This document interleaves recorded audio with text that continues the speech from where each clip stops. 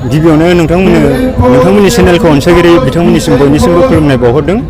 बे समाव आङो बाव इउ पिपल दोलोआव सासे भटार्स हिसाबै जयेन बा जोगदान होआखै। आं सासे सापर्टार हिसाबै फैबाय थानाय जिथु 7 मे खालार खालि जानो गोनां जिथु 3rd फेजनि एमपि बिसायख'थि बेयाव एनडिए दोलोनि बिजाथि जयन्त बसुमतारी बिथांखौ देरहासार खालामनांगौनि असिलायाव जों बेवहाय दिनै सापर्ट होनो होननानै जिउ गोसो मोदोम होनानै ओंखारबोदों। आरो आं बे समाव बबेबा दोलोनि बा सोरनिबा खामानि मावबोदोंमोन बेबो नङा। मानोना आङो बिं ए रिपर्टार, आं बयनिबो खावलायनाय बायदि बयजोंबो खामानि मावबोदोंमोन। आरो बांसिनै नोंथांमोना सोंनाय बायदि बिपिएफ दोलोनि खामानिफोरखौ आं बांसिनै मावबोदोंमोन। बेखौ बुंना लानायावबो जेबो आंहा अबजेक्सन थानाय नङा। मानोना आं बिपिएफनि जानानै बांसिन प्रसार खालामबोदोंमोन। जिथुके नैबे समाव जिथु 3rd फेज एमपि बिसायख'थिनि थाखाय समानो गेजेराव साननैसोल'खासै।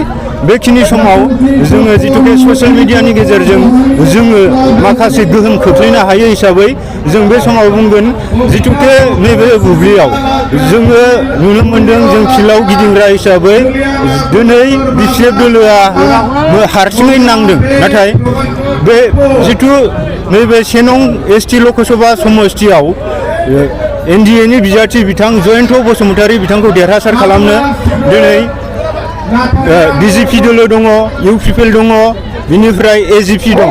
दा बिब्दिब्ला जों नुहुरखायो जे फैबाय थानाय समाव जयन्त बसुमतारी बिथाङा गोरलैयैनो देरहालांनो हागोन।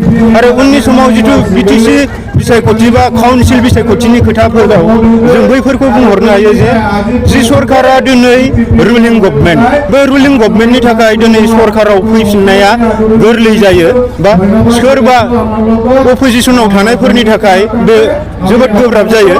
दा बैफोर परिबेसखौ नुहुरनानै दिनैनि समाव जिथुके बयबो जोङो जौगानाय बिथिंजोंनो जों खामानि मावनांगौब्ला दिनै आरो प्रमद बर'आ बिथांनि दैदेननाय जिथु इउ पिपल सरकार बिथाङा दिनै बिटिसिआव सान्थि आरो गोजोनखौ गायसननो हादोंब्ला जों बे समाव जोङो बिथांखौनो सापर्ट खालामनानै जोङो फिन खनसे अनलायनायनि गेजेरजों माबोरैबा जोङो बिटिसिआव मोनसे सनानि बिटिसि दाफुंनो हागोन।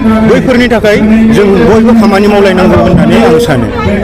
बिपिएफ दोलोनि सायाव बेबायदि दुखु मोननाय गैया। खिन्थु पार्टिकुलार भाबै जुदि जों बुंनो थाङोब्ला जों जिथुके अट'प्रट' बिपिएफनि जानानैनो खामानि मावबोनाय, खिन्थु खैफोद आफोदनि समावबो जे नोङो सोरनिबा थाखाय खैफोदनि समाव नों गसंथेयाब्ला आरो जों बिथांमोनखौ जोङो जिउ देहा मोदोम होनानै देरहाखांहोनायनि उनाव बिथांमोना एमएलए एमपि जाहैनायनि उनाव बा सरकार दाखांनायनि उनाव जों बिथांमोननिफ्राय मा एक्सपेक्ट खालामनो हायो बिथांमोना जे गावसोर देरहाखांनायनि उनाव जों बायदिखौ नायफिनगोन होननानै।